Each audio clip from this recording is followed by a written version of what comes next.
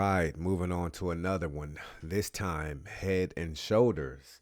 So no harmonic pattern this time, even though people might think that the head and shoulders is a harmonic pattern. It's not a harmonic pattern. Rather, head and shoulders classifies as a classic chart pattern. That's basically, it falls under that stuff where you start seeing flags and different waves and Elliott waves and stuff like that.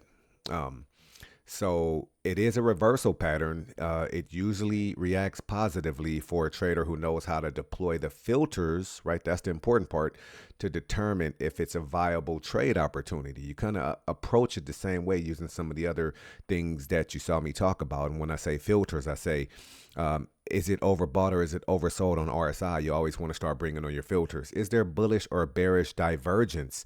You know, you need some filters to tell you, okay, giving you the signal or the confidence, giving it a high enough score to determine how probable it is that you will be successful in that trade. So yes, it is a reversal pattern. And that's, that's kind of like the part that's similar. When you talk about the advanced patterns or harmonic patterns, they're all reversal patterns or counter trend trading techniques. So once the trader enters one of these trades, he or she would deploy the same trade management techniques for entry, stops, and targets as you would any other trade. So in this video, we're going to cover some of that. All right. Now, the first thing I want to see is, you see I have a few of them already plotted out for us. Remember, with our harmonic patterns and advanced pattern recognition, there's rules of engagements on those harmonic patterns: bat, cipher, Gartley, shark, butterfly, etc., crab, whatever. They got rules of engagement, and where you identify something, you have a must. They have minimum requirements. A head and shoulders doesn't have any minimum requirements.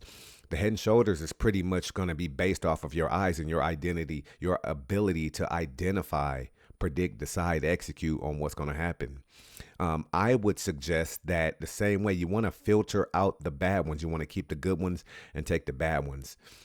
What I mean by that is you want to try to take some that meet a certain set of criteria. They're not rules. They don't have to happen. You don't have to have, let's say, so the example we're looking at here, you don't have to have equal shoulder. There's no rule that says that the right shoulder must touch the left shoulder. Price action must. There's no must. There's no minimum requirements. This could not even be that high. So, and that's where I'm going with that, is you might not have head and shoulders patterns that look this good. And for me, especially as an educator and a trader, I want the best of the best. I want the ones that look like this, where you actually do get the right shoulder at least reaching or testing the price of the left shoulder with the head in the middle. I want these perfect ones, and then when you get the perfect ones, the better reaction you'll get out of it. And I'll tell you, the same way as with the harmonic patterns, when you have the perfect requirement set up, let's say something needs a 382B and a something C. When you get that, or let's do Gartley, when you need a 618B and a 618D and a 618B and a 618C. And then a 127 extension D, when you get that one, that's called the perfect one. That one reacts in a more powerful fashion. Just like this head and shoulders right here, even though there's no requirements, because of the way the price action constructed this one right here, you see how powerful it was. And there was probably nothing that was going to stop that from happening. If you want to know more about that, go look at the video that I have called "Is Price Action Random?" And after I get through a little bit more of this, then we'll jump in and we'll talk about entry, stops, and targets. So same thing here. But for me, I'm able to do things like identify impulse, identify correction, identify left shoulder, head, right shoulder, which would be the entry. All right, head and shoulders. I forgot to say something. The bullish one would be called an inverted head and shoulders. The head and shoulders is typically meant to look like this bearish one here, where you're entering on the right shoulder. On the inverted head and shoulders, you're still entering on the right shoulder, but going the other direction. I think that the industry made a mistake by calling it an inverted head and shoulders. A head and shoulders, as I'm showing you, is a head and shoulders. It really doesn't matter. The same things happen. You'll see that when I start talking about filters. Okay, so this would be another case in which you do get an equal test of the right side shoulder in this case here. So this is a good one because you do get an equal test. Those are things that I would look for before I would take one. Now, again, this is at the trader's discretion.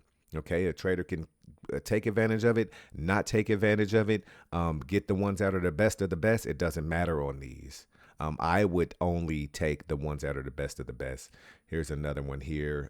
Right shoulder, come up, head. So this is what you want to start looking for. And like I said, this is going to be predicated pretty much off of your eyes. And then you can start combining just whatever else you got in you that you know about chart patterns to start identifying these. But if you notice, yeah, they stick out like a sore thumb. That's why I always tell people to start scrunching up your chart so you can see. We got 3 of them right here, and all of them were successful. All right, so let's just step back and just look at a couple more. We'll just have a little bit more of this conversation. Okay, I don't really need to go whiteboard anything. It's the stuff is self-explanatory, and if I were, there's really nothing to say to you that you could have what you call an impulse, and you could have a correction, and then you could come up to your head, and then you could come back down, maybe even testing that. There's nothing that says that it has to. And then in this case, it'd be your right shoulder and then down, And another thing I'll tell you while we're here is TradingView has the tool. That's what I drew these out with. TradingView. If you're interested in the head and shoulders pattern, just use their head and shoulders tool. You can find it right under this section over here, head and shoulders.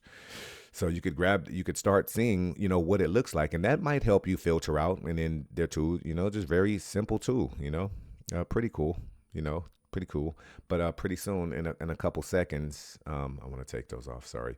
In a couple seconds, after we just look at a couple of these, good thing it looks like we're going to be able to keep this video pretty short.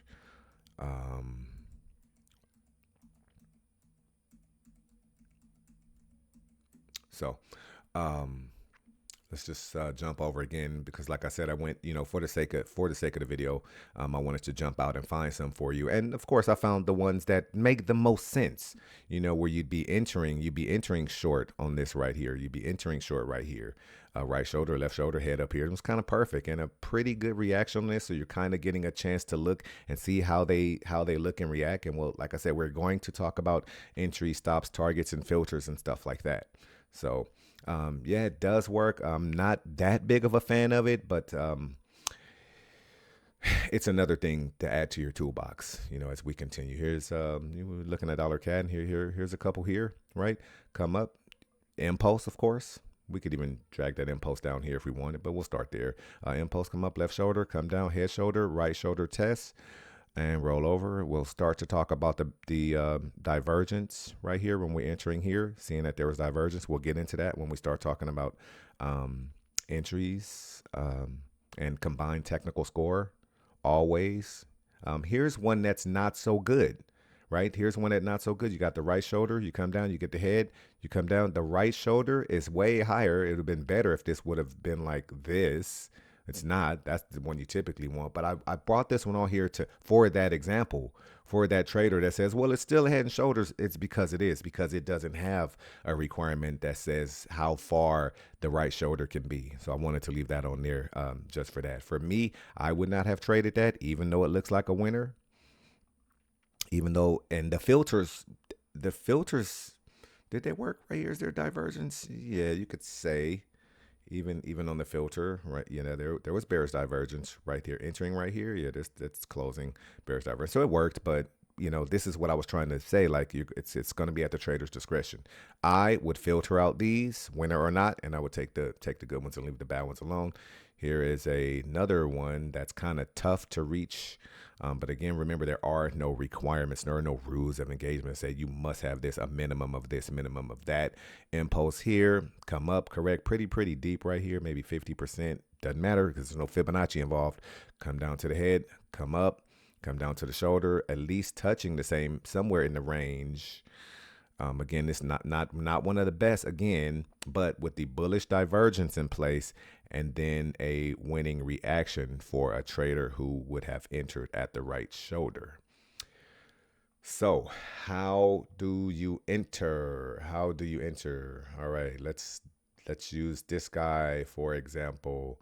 Okay, always Step number one on entries, after you've identified it, price wouldn't have been there yet. It would have been working its way up, right? You would have seen price action down here coming up, and you would have said, hey, if price action gets right there, I want to know if he's overbought or oversold and if there's divergence. So when price action reached this point right here, your job when that closes up there for you is to identify this bearish divergence. Okay, so right off the top, you got the pattern. I'd give it 1 point. You're overbought on RSI. That's 2 points. You got divergence. That's 3 points. That's pretty much as high as I'd be willing to go. I wouldn't start jumping. I wouldn't. You can if you want, but I don't think there's a reason. I don't think there's a need to go to higher time frame confirmation like a day, because what you're looking for is probably not going to be there. Let's just check anyway and see if when we're entering here. Okay, so this one does. This one works on higher time frame confirmation. So your score would be increasing even more, right? And then lower time frame confirmation. We started on 4, right? We started on the 4 hour. Where's my stuff at? Bouncing around, losing stuff. Okay, so starting on the 4 hour chart, or were we looking at this one? Oh, we're looking at this one here. Sorry. So things lining up on this 4 hour chart, things lined up on the day chart, and then the lower time frame confirmation. This thing does not want me moving around at all. Let's see if we can go back and find it. It's because I started off on the 4 hour chart. I don't even think it's going to let me do that. Okay, so but you kind of get the gist of what I was getting at. Making sure that you check your higher time frame confirmation and your lower time frame confirmation, and as long as those fit in terms of your filters, you'd be good to enter the trade. Now, stops and targets are a little bit different. Okay, let me just clean these up so we can see a little bit, because we do need to draw a couple of more things, and it's going to be your favorite thing. It's going to be your ATR based stop, right? So whenever you've identified that you're going to go, it's going to be the same thing we talk about. But I need to add something. It's been taught that your stops need to be above the head. I completely disagree with that, because then you would basically be playing a double top here. This wouldn't make any sense. I'm going to explain it. You would be playing a double top there, and you're not playing a double top up there. It's not. You're trading against this shoulder here, and the price action that can happen here, not a double top. So that's why you would go ahead and deploy the ATR based stop strategy. So I'm going to move his shoulder out the way. I'm going to take the horizontal line. Actually, I already have one. I'm going to take the horizontal line. I'm going to put it on the wick where you entered at, right? Because then wick and then next bar market to be this green one. We're going to, let me see if we can get a little bit better on the price. Come down a little bit tighter on it. Okay. Wait. Yeah. Okay. Right there. Right. So we know that we would have entered because we had our divergence. We had our bearish divergence. We had an overbought condition, all that good stuff. My line is messed up because I moved it around. But let me hurry up and get through this. So line off, the high is high of your entry right there. Go and bring on. You guys are going to be ATR stop based geniuses by the time you're done going through my academy. But it's never going to stop. So bring on your calculator. Take the price of your high wick, which is 78,136 in this case. So 0.78136 plus, because it needs to be above it, plus the ATR of that wick, which is bringing on the data box and then hovering over that wick and seeing that it's 00246. So 0.00246, and that's going to tell you 078. See how much faster we're starting to do this? 078,382. Go adjust the line. Paste it in there, and it's going to tell you that's where you put your stop at. So that way you're not worried about sending yourself into some type of horrific drawdown. Okay? So that part is the same. Take the high wick, get the price of the wick, add the ATR to it, and that's where the stop will be. Okay?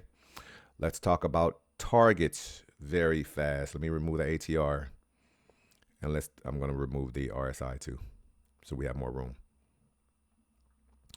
let's talk about targets. Okay. So target one is always going to be a retest of the previous structure in which it retraced from. So that's going to be target one. Okay.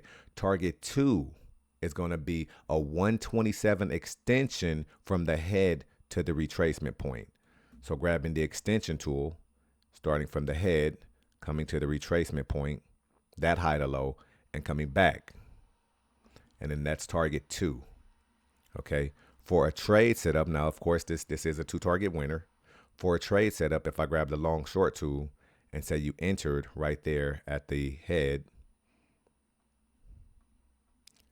and if your stop was that ATR based stop right here, and you would have made it exactly down to the 127 extension of the head to the low here. Okay. And it would look like that. Pretty, that's what you want. This is a 5 to 4. Okay.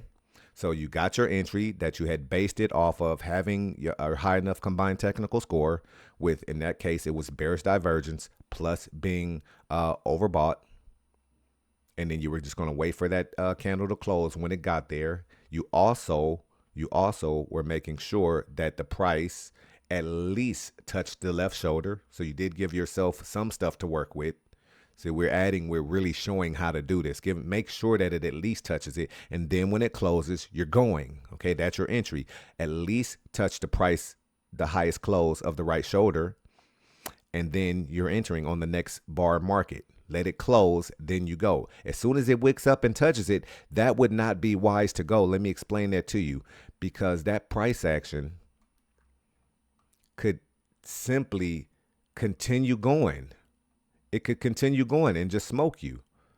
So you wouldn't do that. You would want to, as soon as that candle reaches the high of the left shoulder, let it close, then you would enter.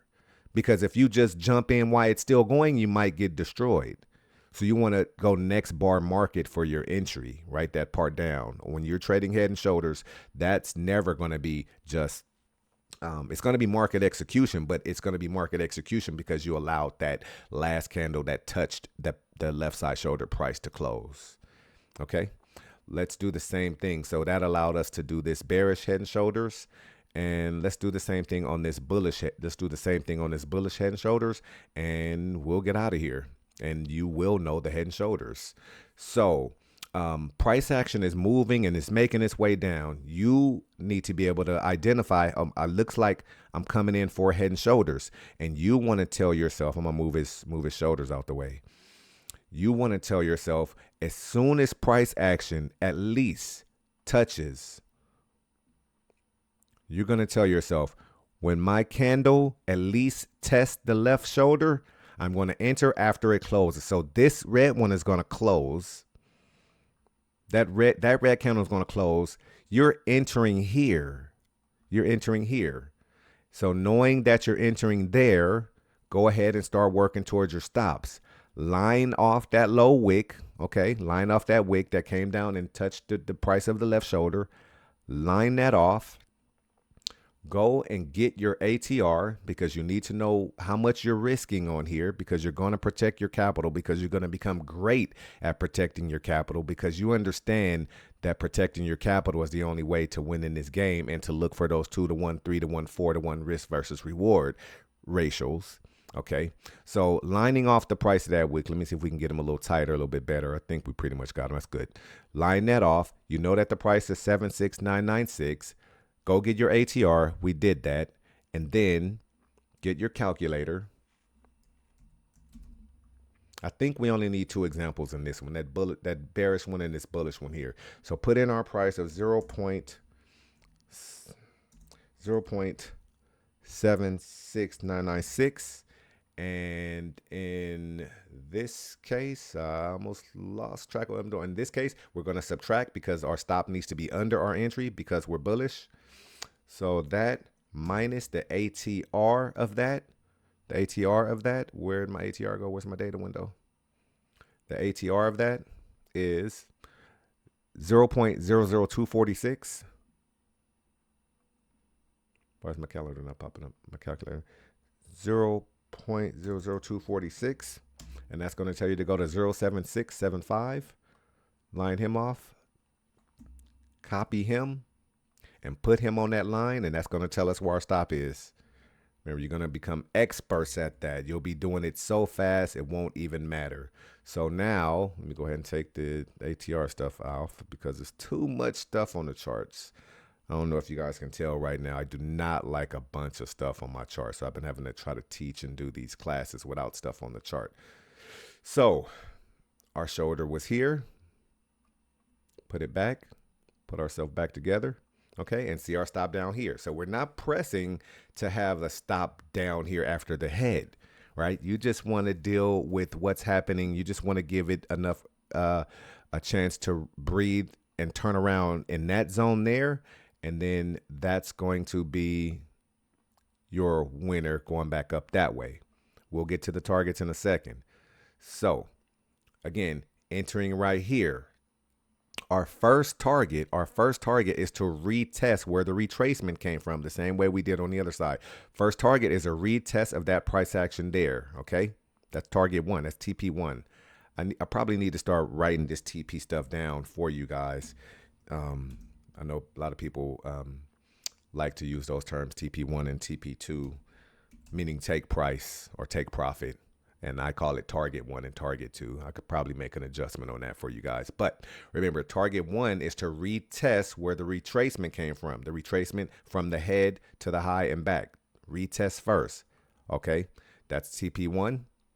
And then TP2, and I think I'm going to start doing those. TP2, like I told you guys in the last example, is a 127 extension from the head to the end where it corrected to.